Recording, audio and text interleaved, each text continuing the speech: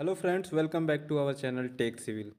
दोस्तों, जैसा आप जानते हैं कि आजकल मॉडर्न टाइम में जो भी घर बनाया जा रहा है फ्रेम स्ट्रक्चर में बनाया जा रहा है। बहुत कम जगह ऐसा होता है कि लोड बियरिंग स्ट्रक्चर बनाया जाता है। जैसा मैं बता दूं आपको कि लोड बियरिंग स्ट्रक्चर वो होता है जिसमें हम कॉलम और बीम का अपना काम नहीं कराते हैं। सिर्फ हम जो ईंट की दीवार रहती है उस पर डायरेक्ट अपना छत डाल देते हैं।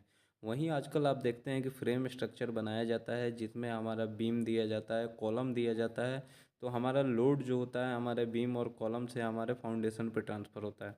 तो ज़्यादातर जो आजकल फ्रेम स्ट्रक्चर बनाया जा रहा है, लेकिन दोस्तों उसमें हमारे पास ये कन्फ्यूजन होता है दीवार को लेके कि हमें इसमें 4 इंच का दीवार बनाएं या फिर 9 इंच का दीवार बनाना चाहिए।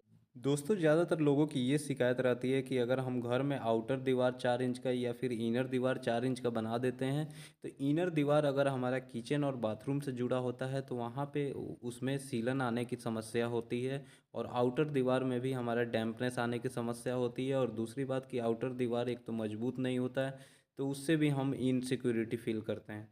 तो दोस्तों, मैं इस वीडियो में आपको यही 10 से 15 बातें ऐसी बताऊंगा जो आप जान के ये अपना जो 4 इंच का दीवार है बहुत मजबूती से बना सकते हैं। और आपको ये अगर बातें फॉलो करेंगे तो आपको आउटर दीवारें जो है वो भी 9 इंच बनाने की ज़रूरत नहीं पड़ेगी। इस तरह आपका जगह भी बचेगा और साथ ही साथ आपके बहुत पैसे की भी बचत होगी। तो चलिए वीडियो को शुरू करते हैं। 4 इंच की दीवार बनाते समय सबसे पहला जो इम्पोर्टेंट पॉइंट हमें चेक करना होता है वो होता है हमारा ईंट की जो साइड पे हमारा ईंट आ रहा है वो कैसा ईंट है। दोस्तों, मैं बता दूं कि जब भी आप 4 इंच का दीवार बनाते हैं तो उसमें आपको A1 क्वालिटी का यानी फर्स्ट क्लास ईंट यूज करना है। अब बात ये आ जाती है कि हम फर्स्ट क्वालिटी का ईंट कैसे पहचान करेंगे कि ये फर्स्ट क्वालिटी है या सेकंड क्वालिटी है। वहीं अगर आप 9 इंच का दीवार बनाते हैं तो आपको सेकंड क्वालिटी के ईंट से भी बना सकते हैं। तो फर्स्ट क्वालिटी की ईंट की पहचान करने के लिए आपको करना क्या है। सबसे पहले आपको उस ईंट का कलर देखना है कि जो भी वो ईंट का कलर होगा वो बिल्कुल आपको फ्रेश दिखाई देगा और रेड कलर का दिखाई देगा। और जितने भी ईंट होगी एक कलर में होगी। दूसरा चीज़ आपको ये करना है कि जब आप 1 मीटर यानी 3 फीट के हाइट से उस ईंट को फेंकेंगे किसी सरफेस पे तो वो ईंट आपका टूटना नहीं चाहिए। तीसरा चीज़ ये होना चाहिए कि जब ईंट आप 2 टुकड़ों में तोड़ेंगे तो उसके अंदर से आपको देखना है कि कहीं उसमें छिद्र या पोर्स तो नहीं है। अगर उसमें ज़्यादा गैप है तो समझिए कि वो ईंट आपको पानी को ज़्यादा वहाँ पे सोख लेगा। तीसरा चीज़ ये होना चाहिए कि आप जब ईंट को उसको पानी में डाल के और एक दिन उसके बाद उसको छोड़ देंगे तो उसमें आपको देखना है कि उसमें इफ्लोरेसेंस यानी कि वाइट वाइट उस पर कोई परत तो नहीं बन रहा है। 4 इंच की दीवार जब भी आप बनाएंगे तो उससे पहले आपको करना क्या है कि जो भी ईंट आपको यूज करना है उसको 1 से 2 दिन तक आपको पानी में अच्छे से भिंगा कर रखना है। इससे आपका फ़ायदा ये होगा कि जो आप उसमें मोर्टार यानी मसाला यूज करेंगे तो ये हमारे दीवार की चुनाई में तो हमारा जो मसाला जो होता है उसमें हमारा ये वाटर जो रहता है यानी कि सीमेंट का जो और वाटर का जो रेशियो रहता है वो हमारा ईंट ऑब्जर्व नहीं कर पाएगा। ऐसे कंडीशन में होता क्या है कि जब हमारा ईंट भीगा हुआ नहीं रहता है तो जब हम मोर्टार उसमें यूज करते हैं तो हमारा ईंट हमारे मसाले के पानी को सोख लेता है। तो जिससे हमारा मसाला होता है वो पूरा स्ट्रेंथ नहीं गेन कर पाता है और हमारा बॉन्डिंग अच्छे से नहीं बन पाती है। वो आपको उस टाइम नहीं पता चलता है, लेकिन कुछ दिन बाद जब आप उस मसाले पे हाथ मारेंगे तो वो क्या होता है कि आप देखेंगे कि वो पाउडर फॉर्म में हो जाता है और धीरे धीरे झड़ने लगता है। तो इस तरह हमारी दीवार भी कमज़ोर हो जाती है। 4 इंच की दीवार आपको बनाने के लिए आपको जो उसमें मोटार यानी मसाला जो हमें यूज करना है वो होता है हमारा 1:4 का। आपको कोशिश ये करना चाहिए कि आपको 1:3 अगर आप मसाला यूज करें तो आपको और बेटर वहाँ पे मजबूती मिलेगी। लेकिन दोस्तों क्या है कि 1:4 1:5 का हम लगाते हैं तो हम सोचते हैं कि कुछ वहाँ पे हमारा सेविंग हो जाएगा। लेकिन अगर आप पॉसिबल है तो 1:3 का ही मसाला यूज करें। और जो मसाले का थिकनेस यानी दीवार के बीच में जो आपको मसाला लगाना है वो ज़्यादा से ज़्यादा दोस्तों 12 से 15 तक लगाना है। उससे ज़्यादा लगाने से कोई फ़ायदा नहीं। और आपको 10 से नीचे भी नहीं लगाना है। 4 इंच की दीवार में हमें जो मसाला यूज करना है दोस्तों वो आपको उतना ही मसाला बनाना है जो कि आधे घंटे में आपका ख़त्म हो जाए। ज़्यादा मसाला बना के अगर आप ज़्यादा देर तक उस मसाले का यूज करेंगे तो जैसा आप जानते हैं कि सीमेंट का जो इनिशियल टाइम होता है वो 30 मिनट का होता है। तो वहीं अगर आपको कोशिश ये करना चाहिए कि हमें उतना ही मसाला बनाया जाए कि 30 मिनट में हमारा वो मसाला यूज हो जाए। ज़्यादा देर तक अगर आप उस मसाले को अगर रख के या फिर यूज करेंगे तो सीमेंट का उसमें हाइड्रेशन प्रोसेस स्टार्ट हो जाता है जिससे कि हमारा मसाले की मजबूती ख़त्म हो जाती है। दीवार जब भी आप चुनाई करते हैं तो बहुत जगह ऐसा होता है कि हमारा कॉलम मिल जाता है, हमारा बीम मिल जाता है, वहाँ से हमारा दीवार स्टार्ट होता है। तो क्या होता है कि दोस्तों अगर वहाँ स्मूथ यानी कॉलम और बीम हमारा अगर चिकना है तो अगर आप वहाँ से दीवार लगा देते हैं तो फिर कुछ दिन बाद आप देखते हैं कि वहाँ पे क्रैक आने का चांस बन जाता है। तो वहाँ पे करना क्या है कि आपको उस बीम पे और कॉलम पे पहले हाकिंग यानी टाँचा मार लेना है, जिसे हम देख रहे हैं यहाँ पे कटिंग कर लेते हैं। कटिंग करने के बाद वो होता क्या है कि वो थोड़ा सरफेस उसका रफ हो जाता है, और फिर उसके बाद वहाँ पे आपको सीमेंट का जो स्लरी होता है यानी घोल मार के फिर वहाँ से आपको दीवार लगानी चाहिए। अगर आप ऐसा कर लेंगे तो फिर होता क्या है कि वहाँ पे दीवार और हमारे जो आरसीसी मेंबर है उसके बीच में एक बॉन्डिंग बन जाती है, जिससे हमारा दीवार मजबूत हो जाता है। दीवार हम जब भी बनाते हैं तो जो हमारा ईंट का पैटर्न होना चाहिए वो जिगजैग होना चाहिए, यानी जो ज्वाइंट उसका आएगा वो एकदम सेम टू सेम सामने सामने ऊपर नीचे नहीं आएगा, वो जिगजैग होना चाहिए यानी स्टेगर्ड पैटर्न में होना चाहिए। तब जाके वो दीवार हमारा मजबूत बनता है। दोस्तों जब हम दीवार बनाते हैं तो एक दीवार अगर हम ले जाते हैं फिर दूसरा दीवार वहाँ से हमें ज्वाइन करना होता है, तो उस एक दीवार को वहाँ पे जहाँ पे ख़त्म किया जाता है, जहाँ पे ज्वाइनिंग करना होता है, वहाँ पे डाढ़ा छोड़ा जाता है, जिसे हम टूथिंग भी कहते हैं। तो ये चीज़ आपको ज़रूर ध्यान देना है कि आपको जैसे आप यहाँ देख रहे हैं एक ईंट बाहर है और एक ईंट अंदर है, तो उसमें क्या होता है कि दूसरे तरफ से दीवार आएगा तो वो अच्छे से वहाँ पे ज्वाइंट हो जाएगा।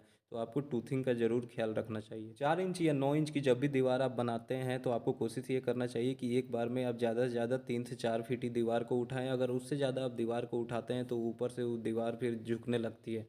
तो आपको कोशिश ये करना चाहिए कि 1 मीटर तक ही एक बार में दीवार को उठाया जाए, फिर अगले दिन दोबारा से उसके ऊपर काम किया जाए। जब भी आप 4 इंच का दीवार बनाएं तो उसके ऊपर 3 फीट या 4 फीट पे आप कोशिश ये करें कि कंक्रीट बैंड या जिसे हम बॉन्ड बीम भी बोलते हैं, बॉन्ड बीम वहाँ पे प्रोवाइड कर दी जाए। बॉन्ड बीम की जो दोस्तों ये चौड़ाई और लंबाई चौड़ाई और थिकनेस जो होती है, मोटाई, वो आपका जो होता है 4 इंच, आप उसकी चौड़ाई जितनी हमारी दीवार रहती है वो दे सकते हैं, और थिकनेस आप 2 से 3 इंच का दे सकते हैं। इसमें जो स्टील यूज करना है वो 8 mm का 2 स्टील यूज कर लेना है, और ये यू शेप में आपको उसमें रिंग भी एक प्रोवाइड कर देनी है, जिससे वो आपस में वहाँ पे स्टेबिलिटी प्रोवाइड कर दे दीवार को। बॉन्ड बीम देने से फ़ायदा ये होता है कि अगर मान लीजिए कि कभी आपका ज़मीन सेटलमेंट होता है तो, या फिर अर्थक्वेक का फोर्स आ जाता है या हॉरिजॉन्टल फोर्स का भी लगता है, तो उस अगर दीवार में क्रैक आती है नीचे से, जहाँ तक आपका कंक्रीट बैंड रहेगा वहाँ तक ही वो क्रैक जाएगा, उसके ऊपर फिर क्रैक नहीं जाएगा। वहीं एक चीज़ आपको और कर लेनी है कि अगर आप लेंटल बीम पूरे घर में जितनी भी दीवार है उसमें दे रहे हैं तो बहुत अच्छी बात है, क्योंकि दोस्तों जानते हैं बहुत ऐसे हमारे पास शिकायतें आती है कि उनके दीवार में क्रैक आता है, या फिर जो हमारा खिड़की दरवाज़ों का कॉर्नर आता है वहाँ पे भी क्रैक डेवलप हो जाता है। तो ये क्रैक क्यों आता है दोस्तों? ये क्रैक लेंटल बीम हमारा नहीं देने से आता है। क्रैक इसलिए आ जाता है क्योंकि जो हमारा ऊपर का जो लोड आता है वो डायरेक्ट हमारे दरवाज़ों की यानी कि दरवाज़ा का जो फ्रेम होता है, खिड़की का फ्रेम होता है, तो वहाँ उस डायरेक्ट फ्रेम पे गिरता है और फिर वहाँ से हमारे दीवार पे क्रैक आने लगता है। तो होता क्या है कि कम से कम आपको ये कोशिश करनी चाहिए कि अगर पूरे दीवार पे आप लेंटल बीम नहीं दे रहे हैं तो कम से कम जो दरवाज़ा और खिड़की का जितना फ्रेम है उसके ऊपर आपको एक लिंटल बीम प्रोवाइड कर देना है टुकड़ों टुकड़ों में, जैसे यहाँ वीडियो में देख रहे हैं। लिंटल बीम का जो साइज़ रखना है आपको वहाँ 4 इंच की चौड़ाई रखनी है, और थिकनेस भी आप ज़्यादा से ज़्यादा 3 से 4 इंच का रख सकते हैं। वहीं दोस्तों लिंटल बीम में आपको जो स्टील यूज करना है वो 10 से 12 mm का स्टील यूज कर सकते हैं।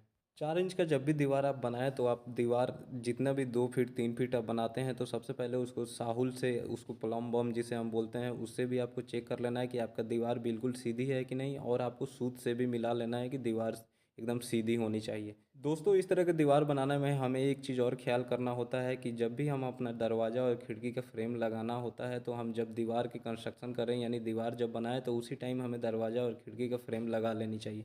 क्योंकि दोस्तों एक तो 4 इंच का दीवार कमज़ोर होता है, और बाद में आप बाद में उसे लगाने जाएंगे फ्रेम को तो उसमें फिर आपको तोड़ के होल पास वगैरह को जाम करना पड़ता है। तो इसलिए आप कोशिश ये करें कि जब भी दीवार बनाए उसी पीरियड में आप उसके फ्रेम को जाम कर दें वहाँ पे। दोस्तों 4 इंच की दीवार को कम से कम तराई जो होनी चाहिए वो हफ्ता दिन तक ज़रूर होनी चाहिए, कम से कम 5 दिन तो ज़रूर करना चाहिए। और अगर ज़्यादा टेम्परेचर है तो दिन में आप 2 बार ज़रूर तराई करें, और नॉर्मल टेम्परेचर है तो आपको एक बार ज़रूर दिन भर में तराई करनी होती है। अगर आपको अपना कंड्यूट पाइप डालना है, जैसे इलेक्ट्रिक का प्लम्बिंग का पाइप 4 इंच का दीवार काट के डाला जाता है, तो कम से कम आपको 1 हफ्ता 10 दिन बाद ही उस दीवार को कटिंग करना है, फिर आपको उसमें पाइपिंग डालना है। वहीं दोस्तों उसका जो प्लास्टर आपको करना है कम से कम 15 से 20 दिन बाद करना है, क्योंकि 1 हफ्ता आपको कम से कम उसमें क्यूरिंग दीवार पे होनी है, फिर आपको उसका कटिंग वगैरह जो भी काम है कर लेनी है। फिर प्लास्टर से पहले 2-3 दिन पहले से आपको पूरी तरह से दीवार को भिंगा के यानी क्यूरिंग करके उसके बाद उसके प्लास्टर को करना है। जो प्लास्टर में आपको मोर्टार यूज करना है दोस्तों 1:3 या 4 का आपको ज़्यादा से ज़्यादा यूज करना है, और प्लास्टर का जो थिकनेस आपको रखना है, इनर जो दीवार होता है उस पर आपको 12 mm का रखना है, और जो आउटर दीवार में अगर आप प्लास्टर करते हैं तो आउटर दीवार के लिए कम से कम आपको 2 कोट में प्लास्टर करनी होती है, जो कि आपको पहला जो कोट होता है 12 से 15 mm का रखना है और दूसरा कोट आपको 5 से 8 mm तक का रख सकते हैं। वहीं दोस्तों जो प्लास्टर में हमें मोर्टार जो बनानी है दोस्तों, वह आपको लिमिटेड ही मोर्टार बनानी है, जैसे कि हमें उतना ही मोर्टार बनाना चाहिए जितना कि हमारा आधे से 1 घंटे में यूज हो जाए, क्योंकि फिर यहाँ पे वही प्रोसेस आ जाता है कि सीमेंट जो होता है उसका इनिशियल सेटिंग टाइम 30 मिनट होता है और फिर सीमेंट में हम हमारा हाइड्रेशन प्रोसेस स्टार्ट हो जाता है, जिससे हमारा सीमेंट जो होता है मसाला स्ट्रेंथ खोने लगता है। तो आपको कोशिश करना चाहिए कि अगर ज़्यादा मसाला बन गया है और बहुत देर का मसाला है तो फिर आपको उसमें सीमेंट और मिला के दोबारा से उसको मसाले को बना के तब उससे प्लास्टर में यूज किया जाए।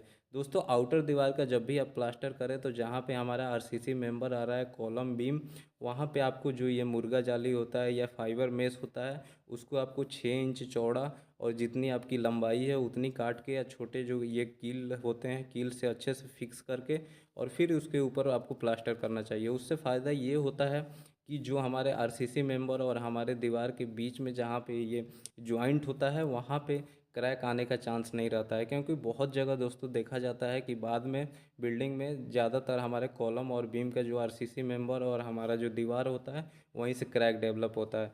तो इसलिए आपको ये चीज़ ज़रूर कर लेनी चाहिए। तो दोस्तों मैं उम्मीद करता हूँ कि आपको मेरा वीडियो में बताया गई सभी बात समझ में आ गई होगी। अगर वीडियो आपको अच्छा लगा हो तो इसे लाइक कीजिए, शेयर कीजिए और साथ ही चैनल को सब्सक्राइब कर दीजिए।